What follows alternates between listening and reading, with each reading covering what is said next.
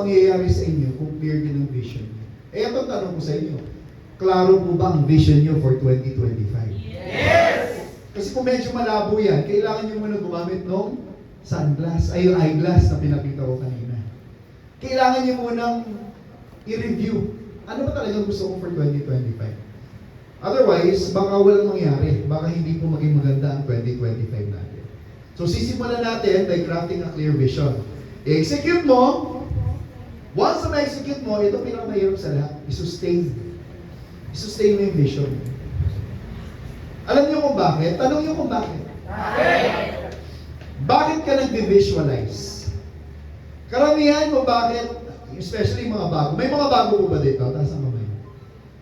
Yung mga bago, naalala niyo yung first time kayo nag-join? First time yung nakita yung marketing plan? Nakakabaliw, no? Di ba? Na-motivate kayo, kaya naghanap kayo ng pera para mag-join. Tama? Nakaka-motivate. Nakita niyo yung vision. Sino po dito yung first time na nakita yung marketing plan na visualize yung sarili niyo nagdadrive ng kotse? Taas ang kamay. Ano nangyari sa iba? Nag-join lang parang, wala lang, masaya lang kasi may gwapo, may maganda. Wala pa dito yung habang pinipresent yung marketing plan, na-excite kayo sa future nyo. Nangyari ba yun? Yes! Mahirap po i-sustain yun. Kasi, ito yung pinakamahirap eh. Kasi para ma-sustain mo yung vision mo, kailangan may disiplina ka. Hindi ko alam kung na-train ko na sa inyo to, dito sa lugar na to. Pero there's a difference between motivated and being disciplined. Kaya ka nag-join, simple lang, na-motivate ka. Tama? Kasi akala mo madali. Akala mo yayaman ka. Akala mo ang bilis magkaroon ng kotse. Pero na-realize mo, along the way, na hindi pala ganun kadali. Na akala mo lahat na mag-join sa'yo, nakakilala mo mag-join sa'yo. Na-realize mo, more than 90%, pagtatawanan ka pala. Masarap bang ma-reject? Yes! Yung mga lalaki dito, masarap bang mabasted? Yes! Wow! Wala lang. O baka hindi yung man-experience ng basted? Yes! Ganito yan. Madaling ma-motivate. Kasi nakikita mo, yung madadali, yung magandang mangyayari. Pero hindi nyo na-realize na bago nyo makuha yung mga magagandang mangyayari, sa kaputak na sakripisyo mo na pagdadaanan nyo. And pag na-experience nyo yun, pag in-execute nyo yung vision, at nakaranas kayo ng mga hirap, ang hirap din pong masustain yung vision na yan. And that's the reason kung bakit maraming nagkikwit sa negosyo natin. Yung mga bago, wow, di ba, payaman. Global Ambassador, ang dami kong kakilala, mag-join sa akin. Akala nila ganun kadali ang AIM Global. Ngayon pa lang sasabihin ko na sa inyo, napakahirap maging successful sa AIM Global. Kung sino man nagsabing upline or mentor or yung mga nag-invite sa'yo na wala kang gagawin, yayaman ka dito. Walang kwentang upline. Sorry. Kasi syempre, as uplines, huwag natin i-deceive ang mga downlines natin. Sabihin natin totoo. Kaya nga marami nag-quit eh. Kasi palagi natin sinasabi, wala kang gagawin dito, yayaman tayo. Dapat as early as now, kung nakita niyo yung commitment ng tao, iparamdam niyo sa kanya, gusto mo yumaman dito, magsakripisyo ka. Kasi kung i-sugarcoat mo yun, hindi tamang leader yun, hindi tunay na leader. Kung natatakot ka na baka mag-quit ka dahil sasabihin mo sa kanya mahirap yan, maganda na umalis na siya. Alam niyo kung bakit? Magiging sakit lang sa ulo niyo yung taong yun. Ang hinahanap niyo dito, yung taong willing magstay kahit na alam nilang sobrang hirap. Kasi yun yung tunay na leader. Tama? Ang hahanapin niyo rito, yung tao na willing i-sustain yung vision kahit na sa katutak na rejections and failures na pinagdaanan. Huwag kayong matatakot sabihin sa downline nyo na mahirap ito kasi baka mag-quit ka. Pinatatagal nyo lang yung pag-quit ng taong yun, ikaw mismo nahihirapan. Sabihin mo na yung totoo, para kung mag-quit siya, hindi siya yung tamang tao para sa AIM Global. Tama? Huwag kayong matatakot kasi maraming tao, kailangan nyo lang hanapin yung taong willing i-sustain yung vision kahit na nagano kahirap yan. Alright? Ano ba? Ayun, tapos na ba tayo sa Crafting a clear vision. Next. O, sige nga, ano yan?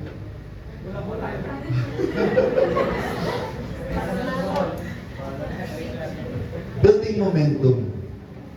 Number one, crafting a clear vision.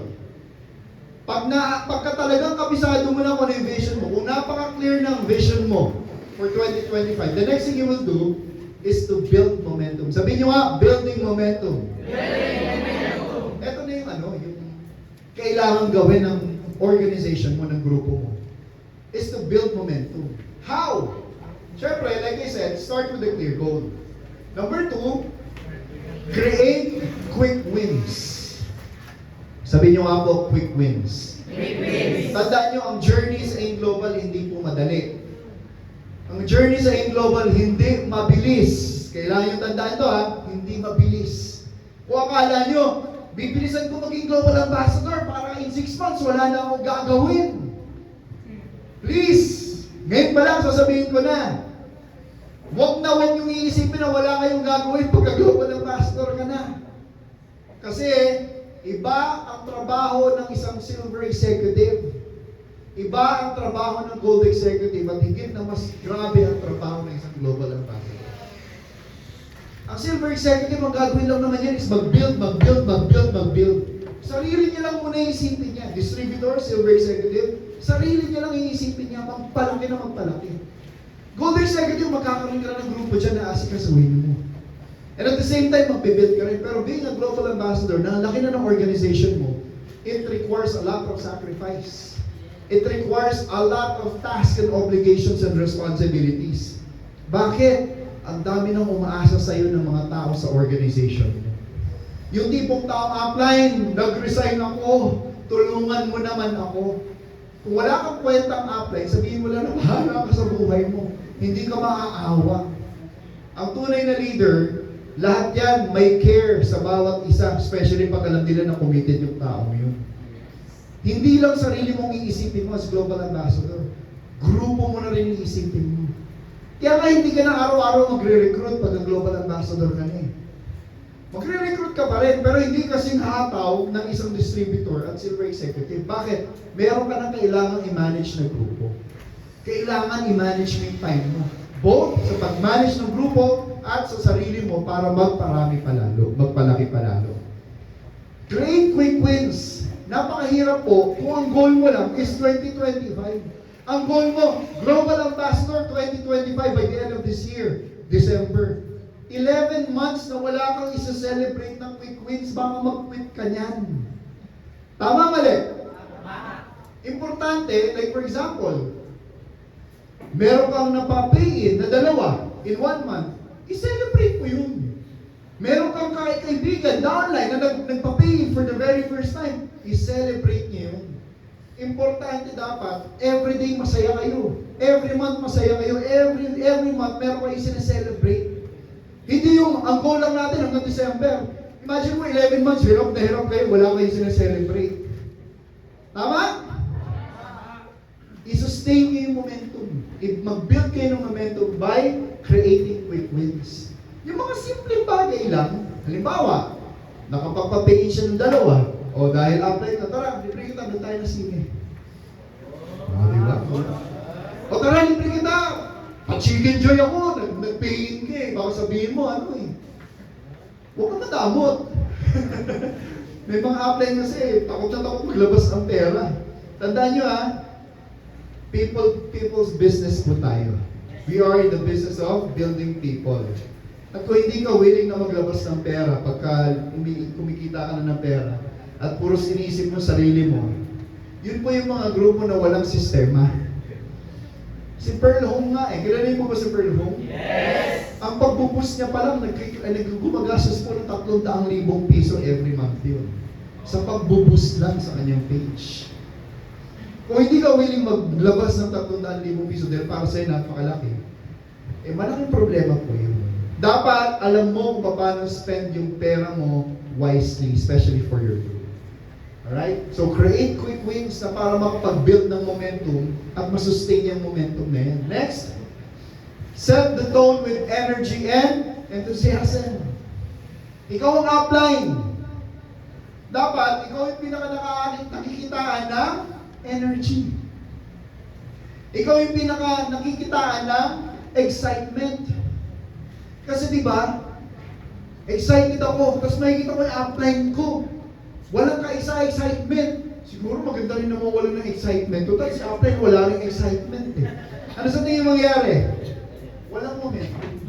Kaya ikaw magsaset ng tone. Gusto mo maging sobrang saya ng grupo mo, ikaw dapat ang pinakamasaya. Yes. Gusto niyo po ba magkaroon ng masayang grupo? Yes. Tignan niyo yung katabi niyo.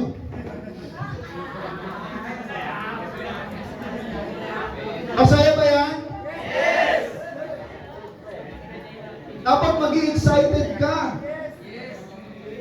Naalala ko kahapon, mayroon po umattend dito ng M3 recognition. Yun, M3 recognition. Naalala niyo yung second sharer natin, si, pangalan nito. First time siya mag-speak. Hindi niya inaakala na mag-speak siya kasi a few minutes before siya mag-speak, tsaka lang namin sinabi, mag-share ka. Tawa siya ng tawa.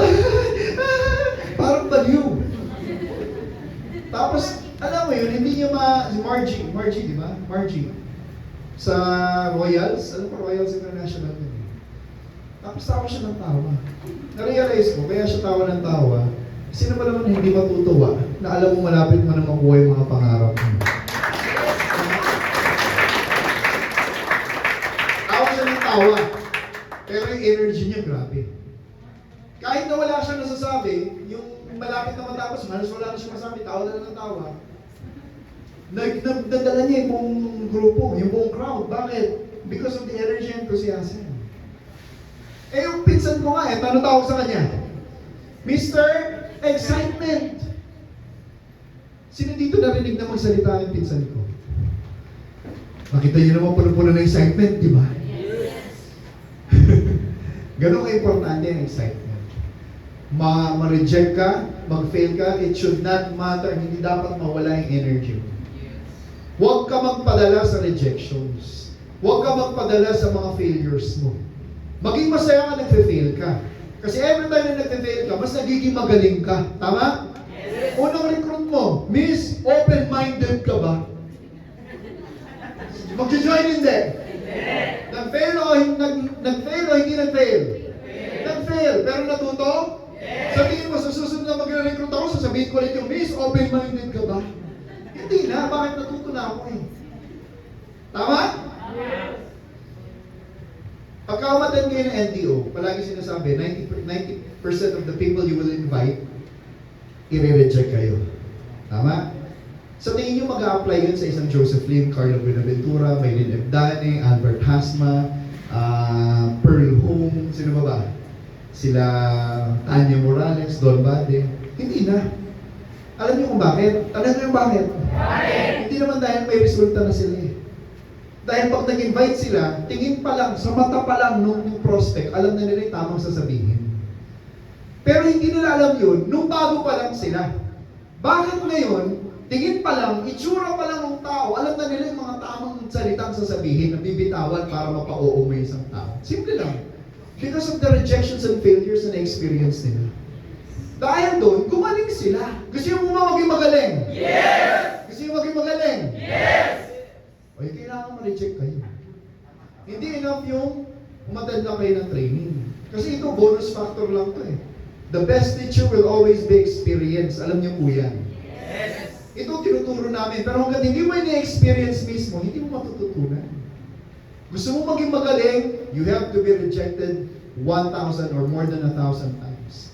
Gusto mo ba ikaw ang pinakamagaling dito sa grupo na to? Yes! Dapat ikaw ang pinakamaraming rejections and failures. Kasi doon ka lang magiging magaling. Don't expect na magiging magaling ka, ang failure and rejection mo 10 lang, tapos yung isa, 1,000. Sa tingin mo mas magaling ka? Hindi. Magiging magaling ka lang dahil sa mga may experience mo at mahaharap mo ng mga failures and rejections. And because of that, marirealize mo rin how important energy and enthusiasm is. Kasi along the way, habang nare-reject ka, habang nagfe-fail ka, nawawala yung enthusiasm mo eh. Nawawala yung energy mo eh. And nare-realize mo, habang tumatanda ka dito sa company na to, hindi tumatanda sa HR. nare-realize mo na kailangan pala may energy. Kailangan pala may enthusiasm. Eh ngayon, as early as now, sabihin ko na sa inyo, hayaan nyo lang na ma-reject kayo. Hayaan nyo lang na mag-fail kayo. Ang importante, never lose the energy and enthusiasm. Especially kung upline ka na. Kasi gagayahin ka ng mga downlines mo eh. And hindi mo gusto magkaroon ng grupo na nakasimangot. Gusto mo makakita ng grupo na nakasimangot? Tignan mo yung katabi mo. Ano yung tsura ng katabi mo? Nakangiti ako nakasimangot. Nakangiti oh. May nakita ako, nakasimangot oh. Tignan mo yung katabi mo. Biglang umiti eh. Ayaw mag-iilti eh. Ayan. Napaka-importante. Ito po yung pinaka-reason kung bakit maraming nag-fail na grupo sa A-Global. Kasi hindi sila magaling mag-communicate effectively and consistently. Tandaan nyo, ang A-Global, ang network marketing is not just about selling and recruiting. Kung iniisip nyo, ang A-Global, ang gagawin mo lang magbebenta, magre-recruit, nagkakamali kayo. Kasi yun ang pinakamadaling gagawin nyo sa negosyong ito. Ang pinakamahirap, alam nyo yung pinakamahirap? Tanong nyo kung ano? Maging leader. Wala akong nakitang kumita na sobrang laki dito na magaling lang mag-recruit at magbenta. Kung titignan mo lahat, mga top 20 distributors natin, they have one thing in common, ang galing nila mag-manage ng tao. Yan yung di mo bang nagsalita sila, makikinig yung buong grupo niya. Dapat yun ang goal niyo. Hindi yung ang galing-galing mo mag-recruit, ang galing-galing mo magbenta ng mga produkto, pag nagsalita ka sa grupo mo, gagaling yung mga tao mo, yung mga downlines mo, walang tiwala, ayaw makinig, walang respeto sa'yo. Yun ang pinakamahirap na gagawin mo sa totoo lang. To build, napakadali. So, hindi sa to build a network, pinakamadaling gagawin mo. To sustain. At kung paano maging stable yung network mo, yun ang pinakamahirap na gagawin. And the only way you can make your network a very, very stable network is when your downlines start listening to you. Pag yung downlines mo, nakikinig at may tiwala sa'yo. Yan yung tipo pag nagpa-meeting ka, yes, upline lahat. Sa GCO, meeting tayo sa ito. Copy apps, yes apps, power apps. Pero pag nagpa-meeting ka, sim lang, may problema. Walang tiwala yung mga downlines mo. Kailangan mong aralin kung paano maging isang leader. You should know how to communicate with your leaders. Kasi may kakilala ako, ang galing mag-recruit, ang laki ng grupo, pero walang leadership skills. Kaya madalas, pagka lumaking grupo, after a few months, wala na ulit grupo. Ang gagawin niya, mag-build ulit. After a few months, wala na naman.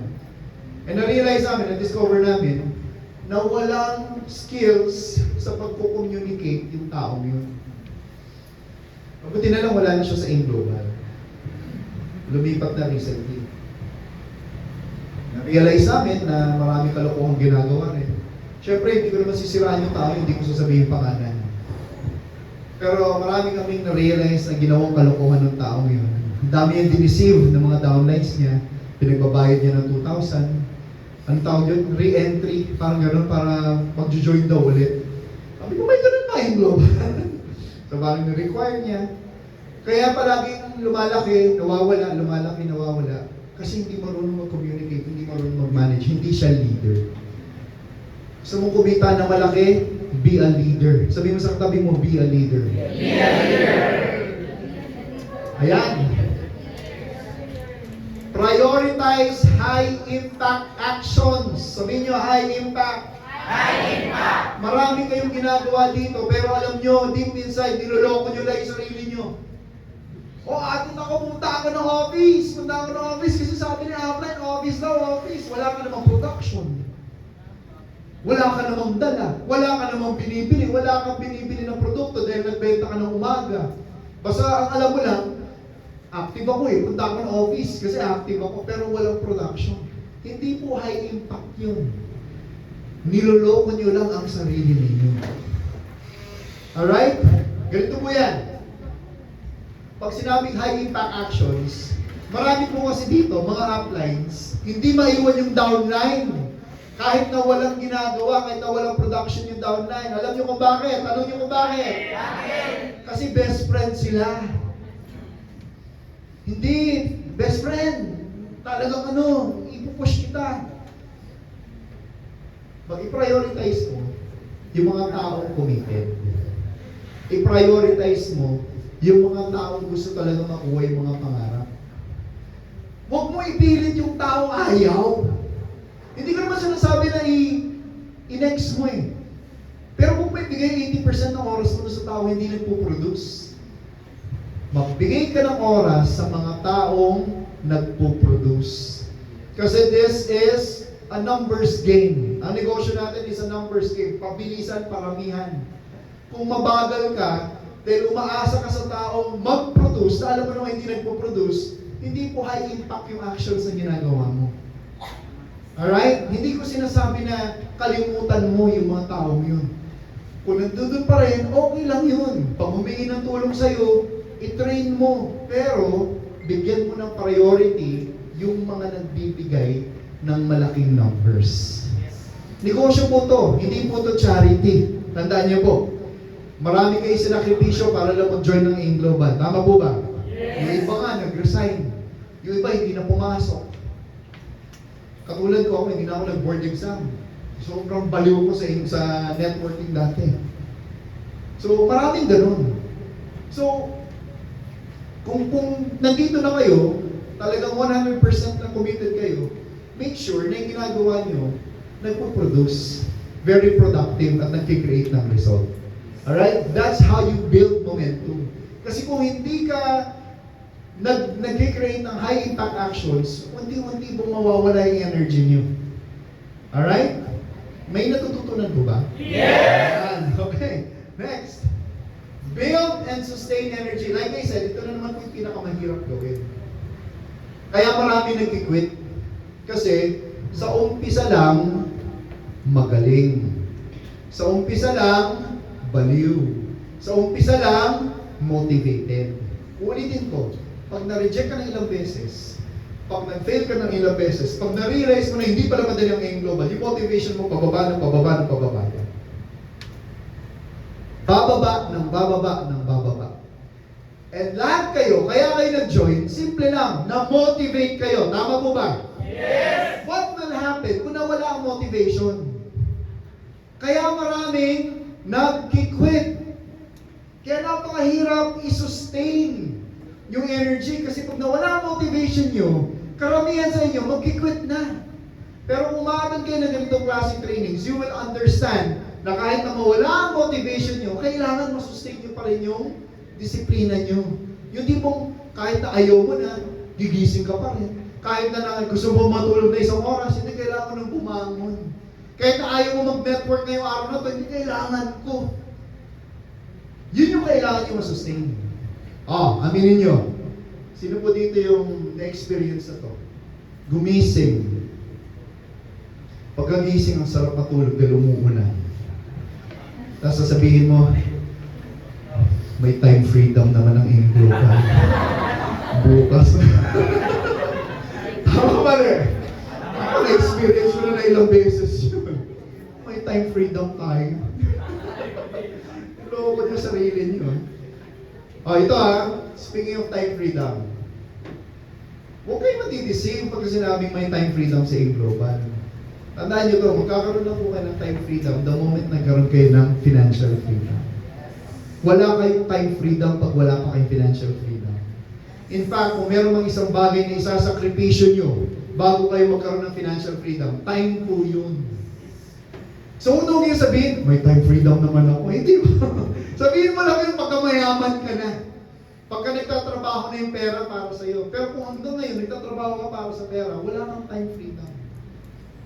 Alila ka ng time. And yun yung reality. Gusto mo maging financially free, magpakaalila ka muna sa oras. Dapat marami kang sleepless nights. Sabi nyo nga po, sleepless nights. Sleepless nights. Mga onliners, may mga onliners po ba dito? Yes! Hindi porke gising kayo ng umaga, ibig sabihin, payaman kayo ha. Kasi baka gising na kayo ng gabi, buong araw naman tulog kayo. More than 8 hours din kayo tulog. Dapat ano po, talagang sakripisyo po tayo sa oras. Again, like I said, mahirap po i-sustain ang energy. Pero as early as now, dapat i-set nyo na yung mind nyo na mahirap. Kasi habang iniisip nyo na madali ang ngayong global, nakaranas kayo ng hirap, mas madali kayo mawawala ng energy. Pero kung ngayon pa lang, excited ka na din, alam mo, darating tong time na mawawalan ka ng motivation, at least yung mind mo prepared. Ito yung sinasabi ni Upline. Ito yung sinasabi ni Sir Christian na malapit na ako mawalan ng motivation. Buti na lang, nakinig ako. Bakit? Kasi alam ko na kailangan ko i-sustain to kahit nahirap ako. Pero kung wala kang knowledge, magpapadala ka dun, magkikwit ka. Maliwanag? Alright, next. Sige nga, ano naman susunod? Yung work ba? Sige nga. Empowering others. Ulitin ko Ano yung una? Crafting a clear vision. Ano yung pangalawa? Building momentum. Tandaan nyo lahat ito kailangan nyo gawin kung gusto nyo maging mas successful ang 2025 nyo. Pangatlo, dapat magaling ka mag-empower ng tao. Hindi ikaw lang ang magaling. Walang ano dito. The more na nag-share ka ng skills mo, the more na nag-share ka ng talents mo, the more na mas magiging successful ka dito. Hindi ito tulad ng corporate world na lahat ng talento at galing mo, itatago mo para ikaw lang ang mapopromote. Walang ganun dito. The more na sinishare mo yung galing mo, the more na mas may empower mo yung mga tao, the more na mas lalaki ang income mo. So huwag ka maging madapat dito. Okay? Kung may alam ka about online marketing, may nabasa ka, i-share mo. Kasi kayo naman na makikinabang, buong grupo ninyo naman na makikinabang. Ano ba? How will you empower others? Build trust. Ano? Madali bang magtiwala sa tao? Siyempre hindi. Hindi porke apply mo yung isang tao, magtitiwala ka na. Tama? Kasi maraming mga upline na loloko ng mga downlines. Kanina nga lang, may story si Donna Santos. Kilala niyo si Donna Santos? Operations manager natin. May pinost siya na ang hirap ng ginagawa niya. Everyday, nag-aayos ng mga kaso. Na karamihan ng mga kaso kasi, upline, humingi ng pera para mag-join, hindi ginamit yung pera, tinakbo. Alam mo yun, yung ginamit yung pera magpa-join, hindi na mabayaran, dahil hindi mabayaran, mataterminate yung account, tinipat na ibang grupo. Maraming nasasaktan, maraming natatamaan na tao. Paano ko makakapag-build ng trust kung ganong klaseng tao ka? So, kaya ako sinasabi to, ang negosyo natin hindi lang kita ng pera, hindi lang sa pagkita ng pera. Tandaan nyo to. Ito negosyo natin hindi pera-pera lang. Tandaan nyo na bago kayo kumita ng pera, kasi kumita ng milyon-milyon. Yes! Tandaan nyo na bago kayo kumita ng milyon-milyon, sa pagputak ng tao na sa ilalim nyo. At yung mga yun magdidepende sa inyo, maniniwala sa inyo, magtatrust sa inyo. Paano kung walang kwentang upline ka? Paano kung ikaw yung tipong upline na mahilig manulot? Paano kung ikaw yung tipong upline na sarili mo lang ang iniisip mo? Paano kung ikaw yung tipong upline na kahit na humingi ng tulong yung downlines mo, dahil kumita ka na ng pera, wala ka nang pakialam sa kanila? Paano magtitiwala sa iyo? So, if you want to empower others, tandaan nyo, ulitin ko, hindi porke malaki network mo, ibig sabihin successful ka na. Magiging successful ka lang kung ang network mo malaki and at the same time, stable. Hindi magiging stable ang network mo kung hindi ka marunong mag-empower ng tao. So, bago maniwala sa'yo, bago mo ma-empower yung tao, kailangan mo muna makuha yung tiwala nila. O paano? Paano mo makuha yung tiwala nila? Communicate effectively. Pag nakipag-usap ka, dapat eye-to-eye contact. Tama? Pag nakipag-usap ka, hindi apply. Hindi apply. O bakit? Ano problema? Ano problema? Tumitigil ka sa relo mo. O kaya, hawak mo cellphone mo. Ito I believe, yung iba sa inyo narinig na to. Pero tanda nyo, pag kayo may kausap, please, wag na wag kayong hahawak ng cellphone. Kahit na nandyan lang yan sa, halimbawa, sa table kayo, nakalagay lang sa table, wag na wag gagawin yun. Alam niyo kung bakit? Ano niyo kung bakit? Kasi pag ganun ang ginawa niyo, parang pinaparamdam niyo sa taong kausap niyo na meron kayo hinihintay na mas importante kaysa doon sa taong kausap mo ngayon. Na hindi mo magawang itago man lang yun. May hinihintay ka na pag yan tumunog, mas importante ito kaysa sa'yo. So huwag mo iparamdam, especially if you're presenting the opportunity, walang cellphone. Unless ginagamit mo yung cellphone pang present. Pero kung hindi mo ginagamit, itago mo o may lagay sa table. Kasi, ano yun eh, sign of respect sa taong kausap mo yun. Na parang, nandito ako, sincere ako, kausap kita, wala akong pakialam kung sino yung tumawag, kahit asawa ko pa yan. Or anak ko, or kaibigan ko, or magulang ko, tayo lang muna mag-uusap. Are you learning? Yes! Importante gano'n. That's how you build trust. Pag nakipag-usap ka, eye-to-eye contact. Pag nakipag-usap ka, nagnanad ka dapat. Ano ba? Apply power! Ay, grabe power! Apply, grabe, meron ako na papayin. Ay, talaga! Nakakatawa, di ba? Pero importante yun. Kasi imagine mo, kinakausap mo na apply mo. Oh, bakit? Power. Di ba hindi ka nagnanad? Nagiging sincere ka, hindi? Hindi, parang excited ka lang na matapos siya para matapos yung conversation niyo. Pero kung ikaw, ganun? Di ba, parang... Next, dapat magaling ka mag-rephrase ng sinabi. Di ba, ganito? Apply, grabe, power, may in-invite ako sa bahay. Buong barangay namin. 50 ang dumating. Grabe, apply, power. Ganun? Wow, grabe Kaya ganun ka. Alam mo dun sa 50 na yun, isa lang ang nag-join. Pero ang binili, Maxiverse. Dito sabihin mo, ay grabe ka, ang tindi mo. Imagine mo, nag-invite ka, 50 ang dumating, isa lang ang nag-join, pero at least Maxiverse. Ano ginawa mo? Nirephrase mo. Inulit mo. Bakit mo kailangan sabihin niyo? Para iparamdam sa kanya na nakikinig ka. That way, kung ikaw yung upline, sinasabi mo yun, nakikipag-usap ka sa downline, nagbibuild ka ng trust. Na parang, grabe si upline na talagang pinakikinggan ako.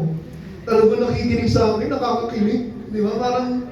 Parang sincere siya. Baka talagang ito na yung company para sa akin. I'm in the right company. Di ba? Build trust.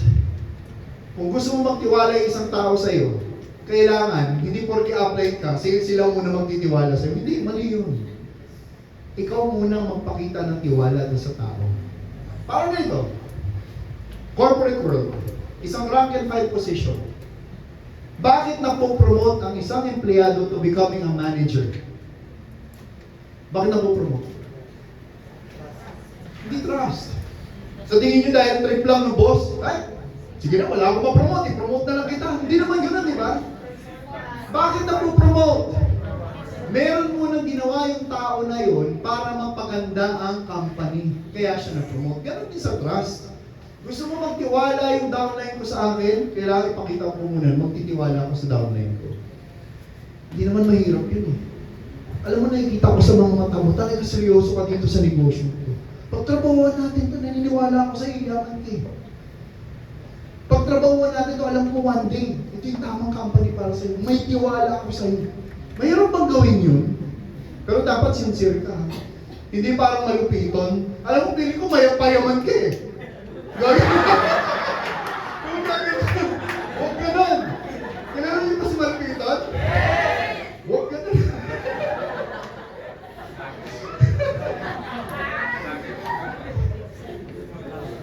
May biglang, may gagawin pala sound effects, di ba?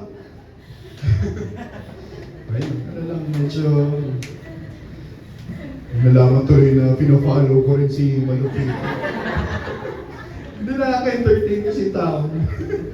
Build trust, ano ba? Delegate responsibility. Huwag yung ikaw lang ng ikaw. Siyempre, like I said, organization, one big organization ko, gusto mo maging global ambassador, lalaki ang grupo mo. That's for sure. Wala akong nakita na global ambassador, siya lang mag-isa. Bumili na sa katutak na produkto para lang maging global ambassador. Hindi ganun. Bago ka maging GA, magkakaroon ka ng maraming tao sa ilalim mo. At pagka nangyari yun, dapat hindi lang yung ikaw ang gagawa ng lahat. Meron akong kakilala sa Nigeria, isang global ambassador by the name of, a good friend of mine, Mary Ann Udo. In-invite niya ako sa office niya. Ganun kasi sa Nigeria, pagka malaki ng grupo mo, magkakaroon sila ng kanilang office. So, she invited me sa office nila. And after the presentation, after ko mag-share, nag-usap kami. Sabi niya, I have a big problem. Ganun sana eh. Yung sir nila, Christian, I have a big problem. Sabi ko, what seems to be the problem? Sabi niya,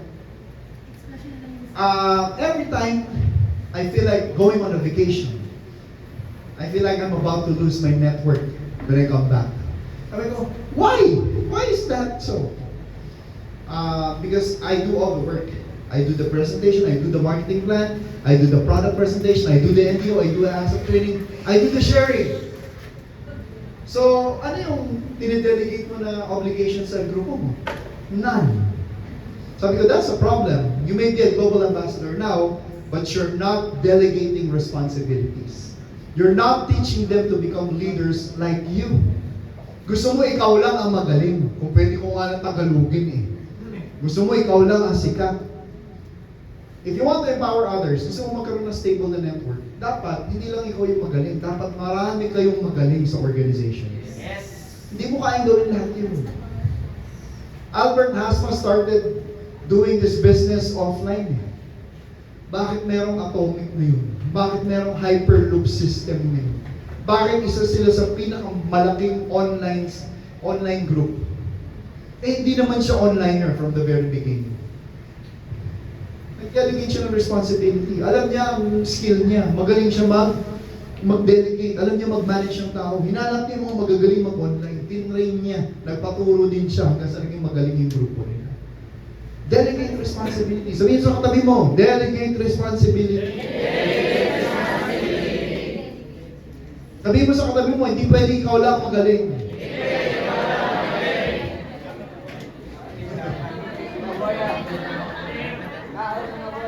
Ito, sad truth. Sad truth. Meron akong kakilala. Wala naman na sila. Nasa ibang nag-quit na rin. Pero parehong GA sila sa bandang North Luzon. Mag-best friend. Yung best friend na yun, yung upline na best friend, grabe yung support dun sa best friend niya. Muna naging GA ito, grabe support. Support na best friend. Eh biglang lumaki itong isa. Kasi mas leader to. So yung downline, kumita na mas malaki kaysa sa upline. Hindi matanggap ng upline. Hindi matanggap ng upline, hindi na sila nag-usap, hindi na sila mag-best friend. Magkaaway na sila. Nagkaroon ng brand new na kotse kung downline. Alam mo, ganito ang pinaka-worst na nangyayari. Ganito, up to this extent, kumuha ng asido, tinanong yung brand new na kotse. Grabe, no? Gusto niya kasi, siya lang ang magaling. Dapat, as upline, dapat mas maging proud ka pa kung yung mga downlines mo mas kumikita na mas malaki sa inyo. Kasi somehow, alam mo, naging part ka ng success ng tao. Tama? Willing ba kayo?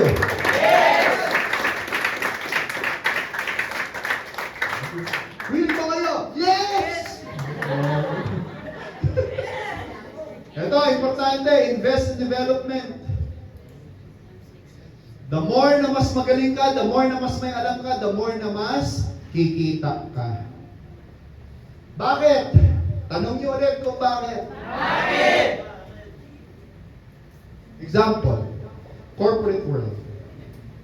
Sino mas malaking kinikita? Vice President o yung rank and file position ng mga empleyado? Vice President. Baka 10 times 10. Siguro kung yung rank and file position kumikita ng 15,000, itong Vice President baka kalahating milyong piso. Tama? Yes. Bakit kaya mas malaki ang kinikita ng isang Vice President? Simple lang. One word. Value. Sabi niyo nga, value. Value. Bibigyan ka ng malaking pera ng marketplace kung ang value mo sobrang taas. ang isang kumpanya sa corporate world, willing silang mawalan ng 100 empleyado na kumikita ng 15,000 kaysa mawala yung isang taong kumikita ng 500,000. It's all about value. Kung bakit kumikita ang Joseph Lim ng 6 million hanggang 9 million every month? Simple lang. Value. Sino sa tingin niyo dito? Sino dito naniniwala na mas magaling siya kaysa kay Joseph Lim? Nasa kami. Na mas may alam siya kaysa kay Joseph Lim? Wala, di ba? Naniniwala ba kayo na mas magaling si Joseph Lim sa inyo? Yes. Naniniwala ba kayo na mas marami siyang alam pagdating sa skills kaysa sa inyo? Yes. Yan po yung reason kung bakit kumikita siya ng malaki. It's because of the value of that person. Gusto nyo kumita ng malaki, pataasin niyo yung value niyo. Mangyayari yan kung mag-i-invest ka sa development. Kasi the more na mas may alam ka about network marketing, the more na mas kikita ka ng pera kasi alam mo kung paano mag-manage ng grupo. Gets nyo? Yes. Ano ba yung magandang example? Value. O, ito na lang. Bakit kayang bumili ng isang tao ng cellphone, like iPhone 16 Pro Max, na umabot na 100,000 piso? Pwede naman bumili ng 5,000 na cellphone. Because of the value, because of the quality. Now, willing magbigay ang isang tao ng 100,000 piso para lang sa isang cellphone, then alam nila kung anong value ng cellphone niya. Kayang bumili ng wallet or bag na Louis Vuitton na aabot na mahigit 300,000 pesos para sa isang bag. Pero pagka bumili sila, hindi sila manghihinayang. Excited na excited pa sila. Again, because of the quality and the value of the product. Kayo po mga kaibigan, produkto kayo ng AIM Global. Kung gusto nyo kumita ng malaki, bilang produkto ng isang AIM Global, dapat yung value nyo, yung quality nyo, dapat bonggang-bongga yan. Di ba? So, may masiseparate kayo. Halimbawa, ang AIM Global, nasiseparate, no? Merong mababa ang value, merong medium, nasa mid ang value, merong high value. Saan kayo naroon ngayon? Sa tingin nyo, saan yung knowledge nyo, saan sa tingin nyo ngayon kayo when it comes to value? Kasi kung nandito kayo, malamang kumikita kayo kalahating milyong piso pataas. Tama? Again, mali kasi ang mindset natin. Ang mindset ng karamihan, basta recruit lang, pay in lang, yayaman ako. Hindi po ganun. Ang totoo niyan, gusto mo kumita ng pera, pataasin mo ang value mo. Be a valuable person para kumita ka ng malaki sa iyong marketplace. Ang marketplace natin is AIM Global, network marketing. Anong value mo sa network marketing? Alright? Ano ba? Recognize strengths. Gusto mo ma-empower yung mga tao, hindi nga pwede ikaw lang magaling. Kung meron ka nakikita magaling na isa, na ito yung forte niya, magsalita, di ba? Yung maboka. Pagsalitain mo. Maraming matututunan yung mga downlinks mo sa tao niya. I-recognize mo kung ano yung strength niya. Maliwanag? Kung merong strength niyo sa magaling mag-edit ng video, magagamit niyo yun para sa grupo niyo. Alam niyo naman kung anong mundo natin ngayon. The more na mas magaling ka mag-edit ng video, the more na mas marami kang followers, the more na mas kikita ka ng pera. Magbenta ka nga lang sa TikTok eh. Meron akong kakilala sa Lipa. Distributor natin, kumikita 100,000 piso sa kaka-TikTok shop lang. Magbebenta na. Bakit? Followers, magaling mag-create ng content. Magagamit niyo yun, kung meron may kakilala sa grupo niyo na magaling doon, magagamit niyo para mas kumita kayo. Maliwanag? Recognize strength. Ano ba? Encourage creativity and initiative. Huwag yung palagi nakikinig lang, huwag yung puro yes, upline lang. As leaders, mas dapat ma-appreciate yung mga taong nagsasalita. Halimbawa, nag-suggest ka, may nagtaas na kamay, apply sa tingin ko mali ka. Huwag mo masamain. Dapat matuwa ka dahil leader yung taong yun. Hindi ka dapat naiinis na, apply, feeling ko may mali sa sinabi mo. Hindi kaya dapat mas maganda ganito. Dapat ina-appreciate mo yung mga ganong klaseng tao. Wini-welcome mo dapat, ina-encourage mo. Yung parang, punin niyo ako. Pag nagpa-meeting kayo, sabihin niyo yung mali ko. Gets niyo? Yes. Sabi ng isa, pagkakataon ko na personal. Huwag naman ganun. Siyempre, negosyo may nag-uusapan natin. Ang point ko lang, dapat may initiative. Gusto mo leader, okay lang maging follower.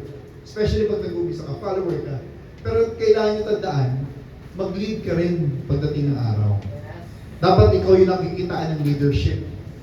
Kasi wala akong nakita kumita na malaki. Even yung top 20, wala akong nakita ng top 20 na hindi leader, na walang initiative, na walang creativity. Lahat yon talagang leader. Lahat yon pag nagsalita, lahat makikinig. Tanong, ganun ba kayo ngayon? O baka pag kayo nagsalita, baka kayo lang nagsasalita. Dapat ganun po. Aralin nyo. Again, development. Kailangan mag-invest kayo sa development. Ako po, nagsimula ako. Introvert po ako. Nagsimula ako na hindi marunong magsalita. Ayaw ko ng maraming tao. 17 years old ako. Gusto ko na sa bahay lang. Who would have thought na magiging international trainer ako? Dahil gusto ko, inaral kong gustuhin itong ginagawa ko. And ngayon, talagang mahal na mahal ko na yung ginagawa ko ngayon. Gusto ko talaga. Foster collaboration. Yan. Kung meron kayong mga kakilala, mag-collab kayo. Importante ang collaboration. O yan, malupito na naman, di ba? Sino mga nakaka-collab niyan? Kaya kumikita ng pera yung mga ka-collab niyan. Ganon din kayo. Kung meron kayong kakilala medyo sikat, makipag-collaboration kayo. Pero hindi ko sinasabi makapag-collaboration kayo sa I Am Worldwide, sa Pronto. Hindi ka. Dapat sa kumpanya lang natin. Yan. Of course, lead by example. Mahirap sa magsalita, mahirap mag-empower ng tao, mahirap mag-build ng trust kung ikaw mismo hindi nag-lead by example. Sabihin mo, mag-recruit kayo, mag-recruit! 2 buwan na, wala pa nakikita sa'yo ng dinadala mo. Di ba? Mabuti sana kung Hall of Famer ka na or talagang sobrang laki na kinikita mo. Hindi mo expect na araw-araw may dala yun. Pero ikaw silver executive, sinasabi mo sa mga downlines mo, dapat mag-recruit kayo. Importante mag-recruit, pero wala ka naman dinadala. Magbenta kayo ng produkto, hindi mo alam kung paano magbenta.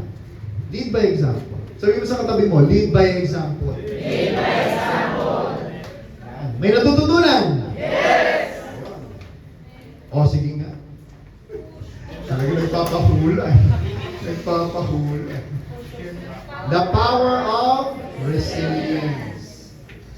Dito, masiseparate ang tunay na leader sa isang tao naglilider-lideran lang. Resilience. Sabi niyo, resilience. Resilience. Like I said, hindi madali ang negosyo ko. Ite-test kayo nitong negosyo ko. Hanggang sa mag-quit kayo. At kung wala kayong resilience, mag-quit ka. Kaya marami nag-quit. More than 90% ng mga distributors nag-quit kasi hindi sila resilient. Una-una sa lahat, kasi hindi nila inaral, hindi sila nag-develop ng tinatawag na growth mindset. Sabihin nyo, growth mindset. Growth mindset. Dalawang klaseng mindset lang meron. Fixed mindset at saka growth mindset. Fixed mindset, yun yung mga taong hindi nagsasucceed sa buhay. Yan yung tipong, ay, hindi ko kaya yan. Ay, hindi ako kasing galing ng ganyan. Ayoko ng mga challenges. Gusto ko yung madali lang. Ang tao may growth mindset, kahit na hindi nila alam nila, basta inaral nila, magiging magaling sila sa bagay na yun. Yes. Kahit na hindi nyo alam magsalita sa harap ng maraming tao, alam nyo, dahil may growth mindset kayo, aralin ko yan, balang araw, magiging mas magaling ako sa taong yan. Yes.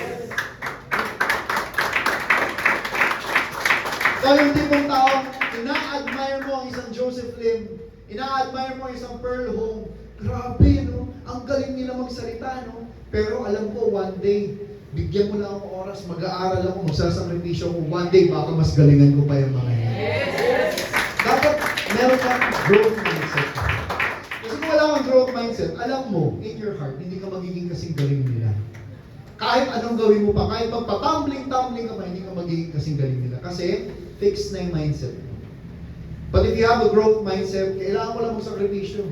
Kailangan ko lang sa katutak na failures and rejections. Pero eventually, alam ko magiging kasing galing ko sila. Or, mahihigitan ko pa sila. Dapat ganun ang mindset ng isang leader. Alright, ano ba? Build emotional intelligence. Hindi puro ano dito. Paano ko sabihin to? Practice empathy. Sabihin nyo nga po, empathy. Empathy. Parang ganito. Ang upline, may nakitang downline na nag-produce. Tapos after a few months, biglang nagbago yung action ng downline. Ang sasabihin ng upline, napansin ko parang hindi ka na kasing hataw nung nakarang buwan. Ano bang ano? Kasi kung patuloy mo gagawin yan, sorry, kailangan ko maghanap na ibang tututukan. Di ba? Yung mga term na tutok, di ba? Kasi ano to pabilisan to Ayaw kong maiwan. Kasi kung tututukan kita, baka maiwan din ako, baka bumagal din ako May mga leaders na gano'n. May mga leaders na bago magkita, unang sasabihin kagad, oh, may paying ka. Hindi man lang kakamustahin di ba? Oh, kumusta ka na? Kumusta ang araw mo? O, punta pa lang ako. Ilan ang pahingin mo? May mga ganun. May kilala kayo? Yes. Di ba? Yun, mga mukhang pera yung mga yun. May kilala akong ganun. Buti na lang umalis na rin. Nireklamo ng mga downline. Siyempre, training team kami, di ba? Kami yung mga sumbukan ng mga downline, di ba? Sabi sa amin, sir, grabe kasi apply namin, nakakawala ng motivation. Alam mo yung pagpunta namin, excited na excited kami. Hindi man lang kami kumustahin. Tatanong ko, ilang paying ka agad meron. Wala emotional intelligence yun. Katulad ng ginawa kong example kanina. Hindi lang produce after a few months. Walang pakialam. Gusto lang, result. Pero kung meron kang emotional intelligence, may empathy ka, parang ganito yun. Napansin ko parang may inibago. Parang humina yung production. May problema ba? Baka makatulong ako. Ano ba nangyari? Hindi natin alam Katulad nga nung sinabi ni Simon Sinek, kung kilala niyo yung Simon Sinek. Sabi niya, di ko alam kung anong pinagdadaanan ng tao. Baka naman kaya humina yung production niya kasi may problema sa pamilya. Baka namatayan. Baka may sakit. Hindi natin alam. Pero kung iparamdam mo sa downline mo na nandudun ka dahil concerned ka doon sa taong yun, worried ka, eventually, yun, mas lalong gaganahan at mamomotivate ka. Importante as a leader na meron kang emotional intelligence. Resilient ka. Meron kang emotional intelligence. Ano ba ibig sabihin nito? Yung tipong pinagtawanan ka. Yung tipong bisit na bisit ka na sa downline mo.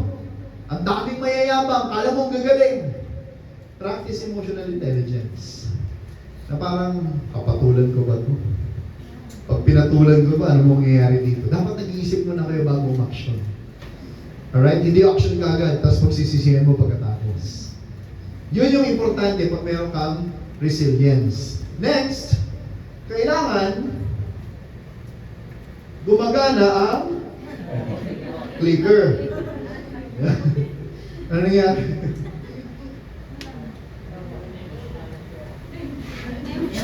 Wala.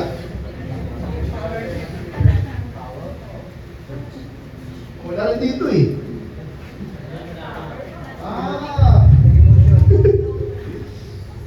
Your battery is running low. Nakasaksak ba to?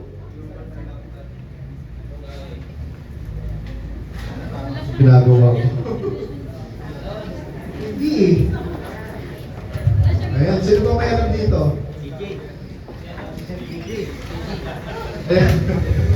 Sorry.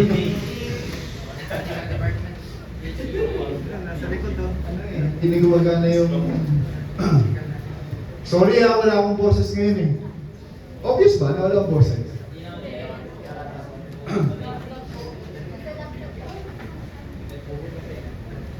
Namatay na?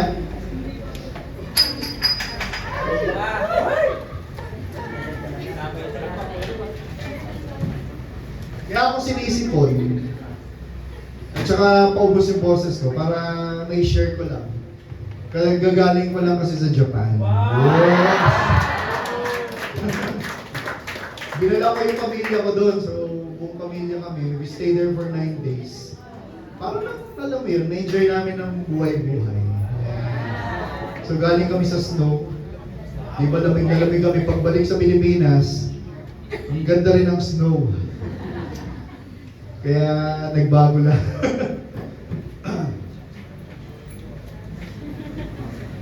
Yun! Palapakan naman natin. Ayan.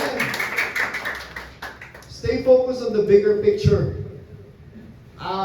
Sinabi ko kanina, create quick wins para lang mabuild yung momentum. Pero, ang focus nyo pa rin yung bigger picture.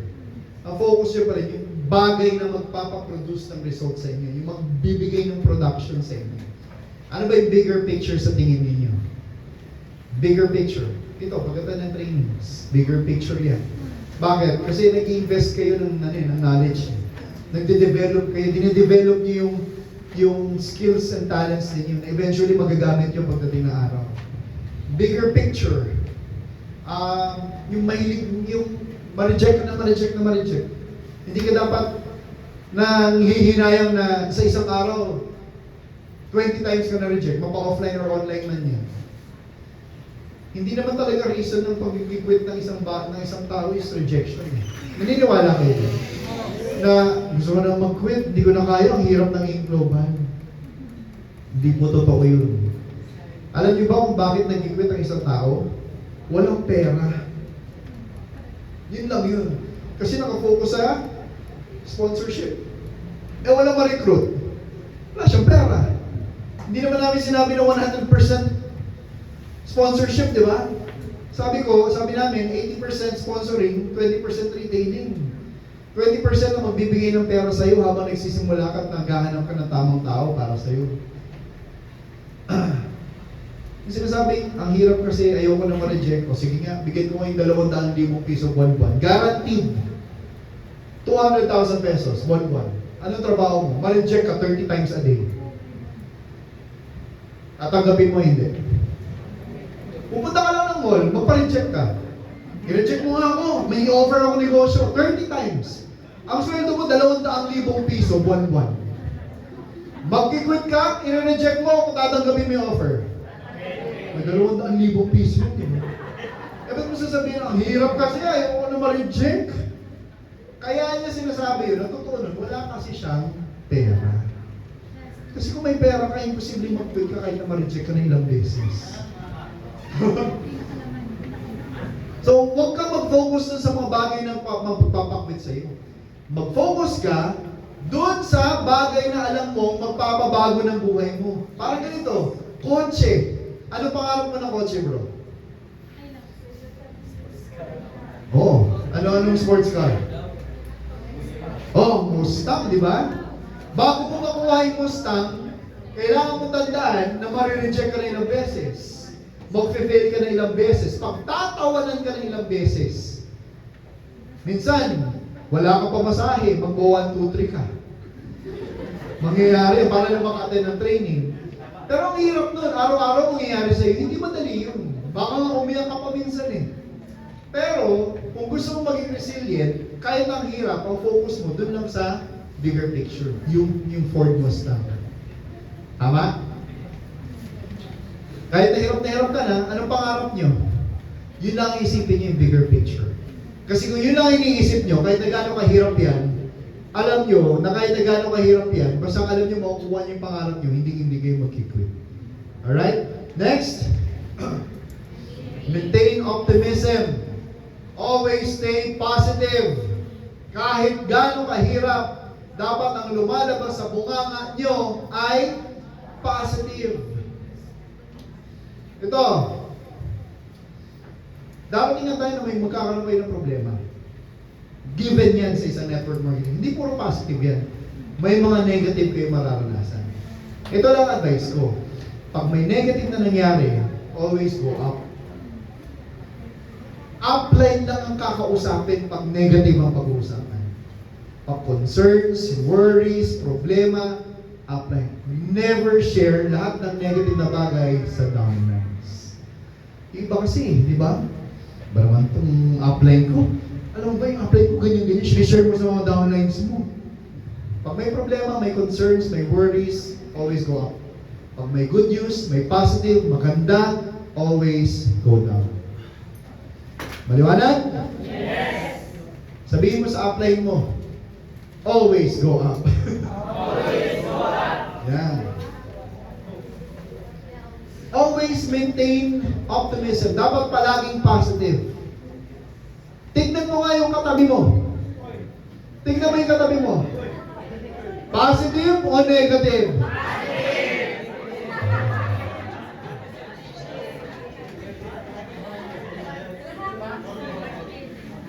Alam niyo ba pag nasa stage ako, kita ko lahat.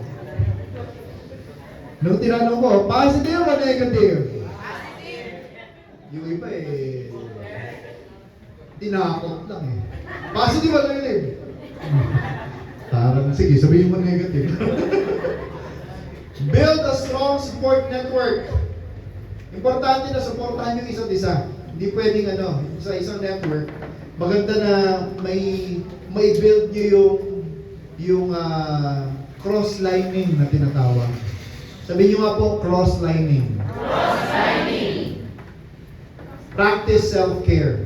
Oo, sinasabi namin dito, magsasakripisyo kayo. Sinasabi namin dito, magkakaroon kayo na napakaraming puyat, pagpupuyat. Pero importante pa rin na ma-practice mo yung self-care. Mag-exercise ka. Minsan, matulog ka naman ng 8 hours. Dahil palaging 4 hours na lang tulog mo. Gumamit ka ng supplements natin. Ang hirap, benta ka ng benta, hindi ko magamit ng supplements natin. Kasi nagtitipid, di ba? Huwag na huwag mong titipid ng kalusugan mo. Kasi bago kayo maman, di mo na ma-enjoy yung yaman mo dahil problema yung kalusugan mo. Di ba? Practice self-care. Yung mga kababaihan dito, pagandahin niyo yung sarili niyo.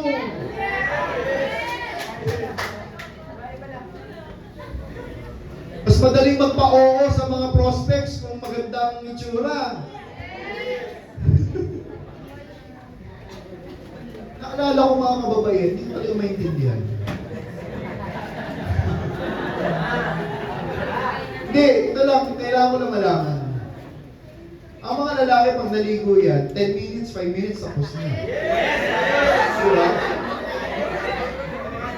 Ang mga babae, kilay pa lang, di ba? Kilay is life, di ba? Kaya, guilty yun.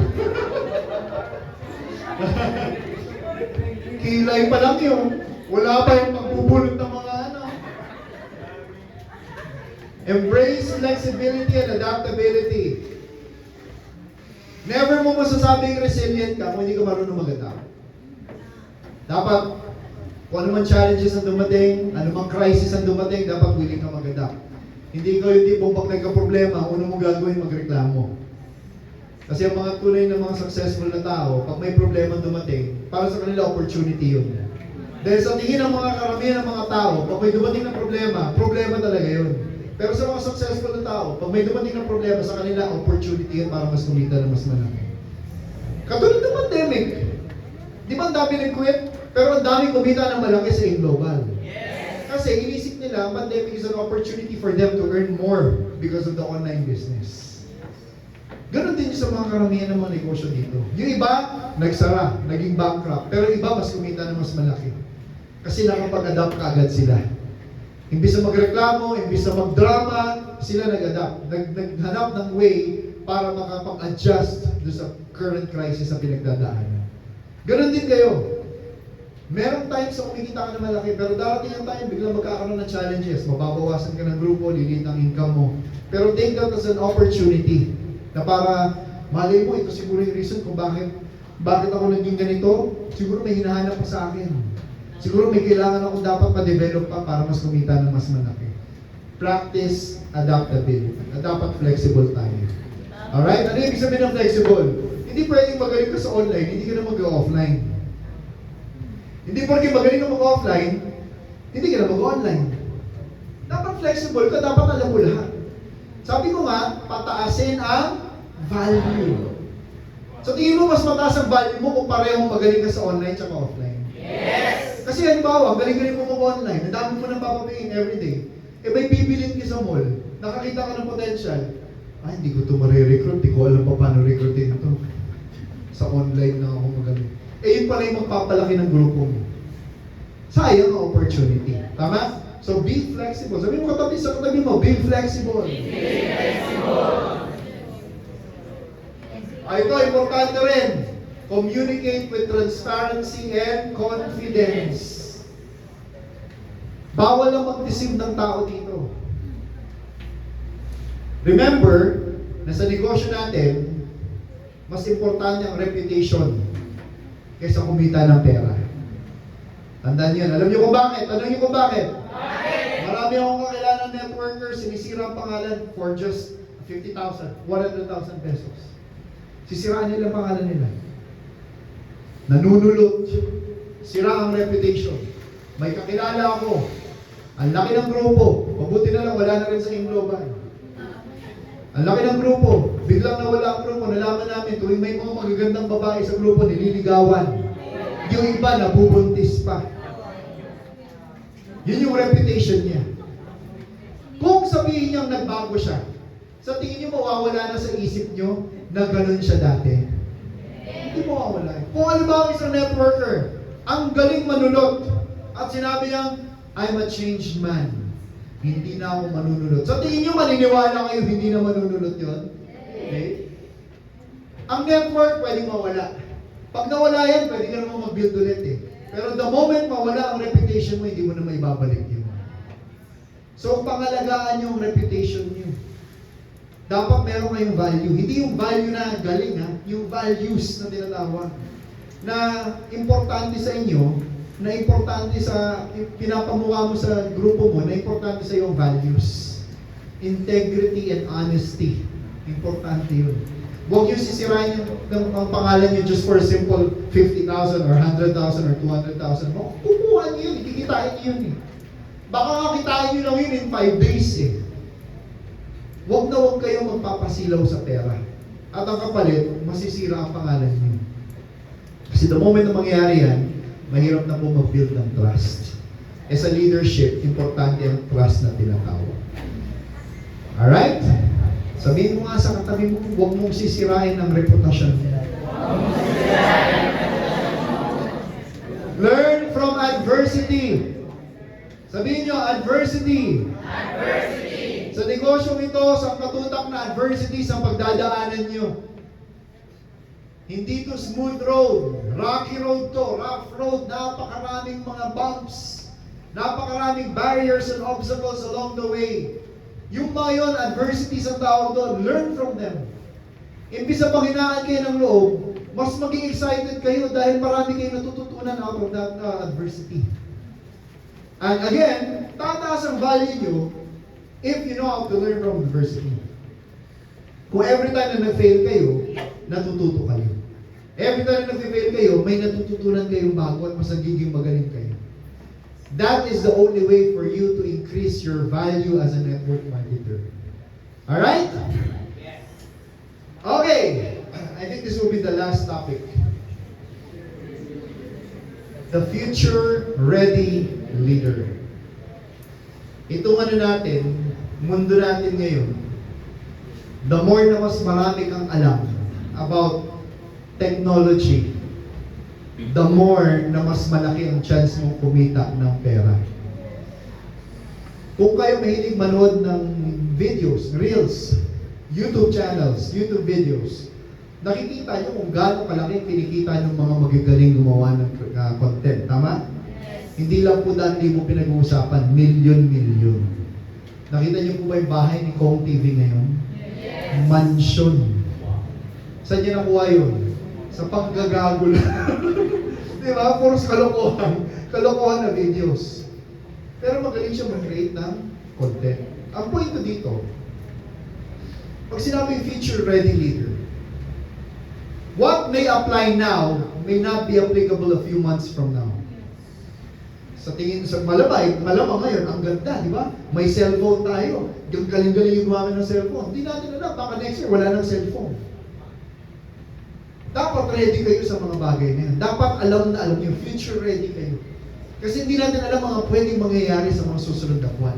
At kayo yung tipong, parang, naalala nyo yung time ng, hindi ko sabing Bibo GCash. Kasi mas nagagamit ang GCash ngayon before dumating ang Bibo. Naalala nyo before the pandemic, malamang lahat ng tao dito, walang GCash application. Tama? Yung mga matatanda, sino din yung marami dito na ayaw nung ganon. Sinabi nila, ayaw ko niyan. Dito ako, pera lang, bangko, pera, bangko. Ano sabihin yung nangyari after 3 years? Wala silang choice. Napag-iwanan sila, kailangan nilang mag-adapt. Kailangan nilang sumabay, otherwise, hindi nila alam yung gagawin nila. Ganun ngayon. Kung ano yung applicable ngayon, kumikita ka na sobrang laki kasi kung ano man yung ina-apply mong sistema ngayon, baka next year, obsolete na yan. At kung hindi ka marunong mag-adjust doon, baka ngayon kumikita ka, next year hindi ka na kumikita. Be a future-ready leader. Yes. Dapat ready ka palagi. Dive into how leaders can embrace emerging trends. Dapat, ano ka sa trend, pati kung ano yung mga usong sayaw ngayon. Ano yung mga usong TikTok ngayon, dapat alam niyo yung mga yun. Hindi nyo kailangan gawin. Basta updated kayo. O katulad yan, binugbog ni Tanggol si Rigor. Dapat updated kayo. Ano na yung bagong ano ngayon, yung kay Daniel Padilla? Incognito. O, diba? Nakita ko sa Reels. Binaril na yung si Bel Mariano ba yun? Pinatay na nung ng hostage. Kaya mas lalo nagalit yung tatay. Dapat updated kayo. Hindi puros kay drama. Okay lang, updated kayo, pero dapat marami kayo alam. Dapat updated din kayo when it comes to online marketing. Hindi na kayo importante yan, pag-boost. Ano ba ginagawa niyo? Organic o boosting kayo? Boosting. O yan. Willing ba kayo maglabas ng 300,000 katulad ni Pearl Home? Yes. 3 million naman.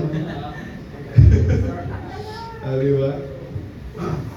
Iba organic eh. Diba? Yung iba organic, mas prefer nila organic. Pero like I said, yung online ngayon, baka applicable ngayon yung sistema nyo. Next year, baka hindi na applicable. Again, dapat alam nyo lahat yan para makasabay kayo. Dapat makasabay kayo. Importante po yan. Alright, ano ba? Last, encourage forward thinking and long-term planning. Importante na every week minimit mo yung grupo mo, mag-plan kayo. Long-term and short-term. Dapat long-term ang pinaplano nyo. Hindi yung ngayong 2025 lang. Si Doc Ed, nung nagplano yan 19 years ago, alam niya na yung mangyayari 19 years later. Alam niya na yung mga mangyayari. Ano sabi niya last year? Magbubukas tayo ng 5 bansa. South Africa, Senegal, Burundi, Indonesia, and New Zealand. January pa lang nakabukas ang South Africa at saka Burundi. Next na po ang Senegal.